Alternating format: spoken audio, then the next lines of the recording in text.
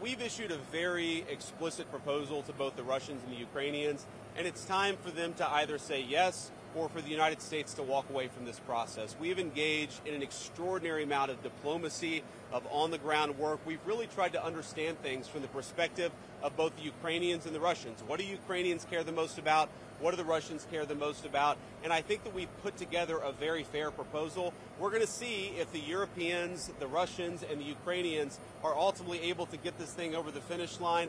Again, I feel pretty optimistic about it. I think everybody has been negotiating in good faith, but it's now time, I think, to take, if not the final step, one of the final steps, which is at a broad level, the parties saying, we're going to stop the killing, we're going to freeze the territorial lines at some level close to where they are today, and we're going to actually put in place the kind of long-term diplomatic settlement that hopefully will lead to long-term peace. So just to clarify, so you want the current lines of war in the war in Ukraine to remain the same under your proposal? No, I didn't say that. What I said is the current lines, somewhere close to them, is where you're ultimately, I think, going to draw the new lines in the conflict. Now, of course, that means the Ukrainians and the Russians are both going to have to give up some of the territory they currently own. There's going to have to be some territorial swaps. So I wouldn't say the exact lines, but we want the killing to stop. And the only way to really stop the killing is for the armies to both put down their weapons, to freeze this thing, and to get on with the business of actually building a better Russia and a better Ukraine.